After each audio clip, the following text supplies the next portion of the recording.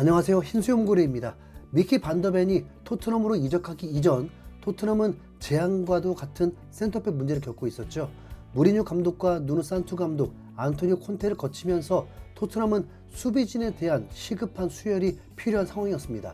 재미있는 건 이 세 감독 모두 강력한 수비력에 중점을 두는 전술을 사용하는 감독들인데 토트넘의 가장 시급한 포지션이 바로 센터백이었다는 사실입니다. 그리고 안토니오 콘테 시절 토트넘은 한 명의 젊고 유망한 왼발잡이 센터백의 영입을 추진하게 되죠. 이 센터백의 이름은 프랑크푸르트 소속의 에반 은디카. 1999년생으로 프랑스의 연령별 대표팀을 거쳐온 미래가 더욱 기대되는 왼발잡이 센터백입니다. 하지만 결국 이 종류에 대한 부담을 느낀 토트넘의 선택은 바르셀로나의 클레망 랑글레를 임대로 데려오는 것이었죠. 결국 2023년 6월 당시 AS 로마를 이끌던 무리뉴 감독이 프랑크푸르트로부터 은디카를 영입하면서 이 어리고 유망한 왼발잡이 센터백은 로마의 유니폼을 입고 세리에를 누비게 됐습니다. 그런데 지난 주말 한국 시간으로는 15일 새벽 1시 이탈리아 세리에에서는 매우 끔찍한 상황이 발생합니다.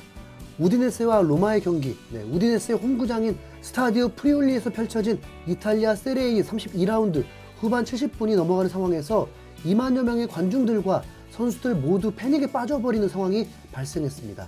토트넘이 노렸던 이 선수 에반 은디카 선수가 자신의 왼쪽 가슴을 부여잡고 경기장에 쓰러진 것이죠. 공이 오고 가거나 선수들 간의 몸싸움이 있었던 상황도 아닌 홀로 서 있다가 쓰러진 것이기 때문에 순간 경기장은 충격과 공포에 휩싸이게 되었습니다. 이후에 의료진이 투입되고 재빠른 구급처치 이후에 병원으로 이송됐고 경기를 약 20여 분 남겨둔 상황에서 양팀 감독의 합의하에 경기가 취소됐죠. 상황은 1대1의 무승부의 상황이었고 사실 이 순간 경기 결과는 그리 중요하지는 않았던 상황이었습니다.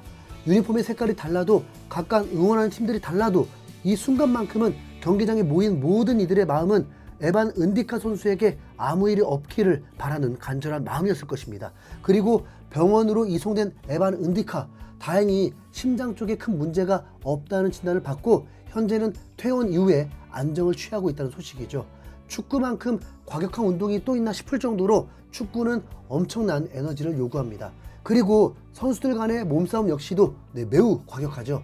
약 90분의 시간 동안 많게는 13km에서 14km의 거리를 뛰고 시속 34, 35km의 속도로 달리다가 그 속도로 그대로 상대 선수와 부딪히기도 합니다.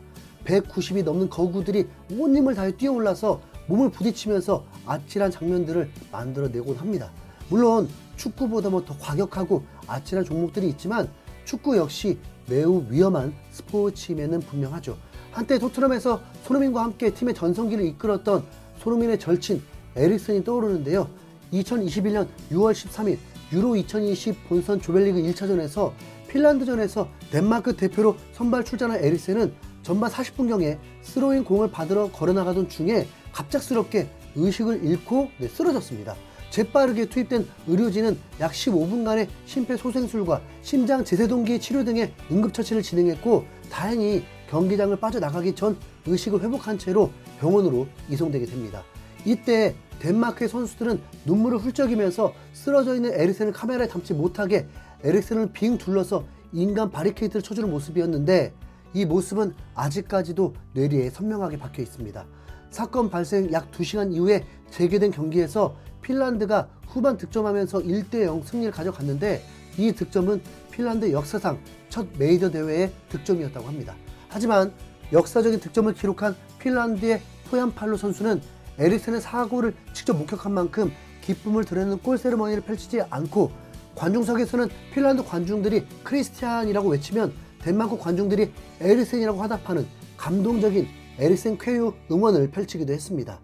에릭센의 상황과 마찬가지로 은디카가 쓰러진 상황, 별다른 접촉 없이 홀로 그라운드에 쓰러진 상황에서 우디네스의 홈팬들 역시 한마음으로 은디카의 치료에 아름다운 배려를 해주는 모습이었는데요. 이에 대해서 페데리코 발차레티 우디네스 단장은 라디오 세리에콘 RDS에 출연해서 은디카는 잘 회복하고 있다.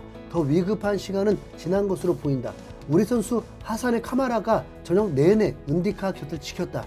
카마라의 말에 따르면 은디카는 침착하게 현 상황을 받아들였다라면서 은디카의 최신 상황에 대해 전해왔습니다. 그리고 이어서 의료진이 맥박을 확인을 했지만 경기장이 너무 시끄러워 들을 수 없었다고 한다. 경기장에서 노래 부르고 소리 지르는 게 보통이다. 그러나 의료진이 심장 소리를 듣기 위해 조용히 해달라고 요청하자 30초 동안 침묵이 흘렀다. 믿기 힘든 광경이었다. 우리 팬들이 얼마나 대단한지 알 수 있었다. 그 순간 매우 중요한 역할을 했다라면서 구급처치를 위해서 침묵을 지켜준 홈 팬들의 성숙한 배려에 감사함을 전하기도 했습니다. 은디카가 구급처치 이후에 병원으로 이송될 때 홈팬, 원정팬 할 것 없이 모두가 하나 되어서 은디카의 이름을 연호하면서 쾌유를 비는 함성이 경기장을 가득 메우기도 했는데요. 이 역시 축구장에서 볼 수 있는 아름다운 광경이었습니다. 선수들에게 일어나고 있는 불의의 사고, 이는 국내에서도 일어난 적이 있습니다. 바로 2011년 5월 제주 유나이티드 소속이었던 신영록 선수가 대구 FC와의 홈경기 도중에 급성 심장마비로 쓰러집니다. 이에 함께 경기를 뛰던 선수들이 기도를 확보했고 긴급 투입된 의료진에 의해서 3분 만에 심폐소생술 및 제세동이 이루어지게 됩니다. 그리고 9분 만에 도착한 병원 수술대에서 수술을 받으면서 기적적으로 되살아나게 되죠.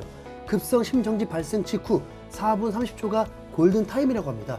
4분 30초가 지나면 뇌사가 진행되고 상태가 지속될 경우에 사망에 이르게 된다고 하죠.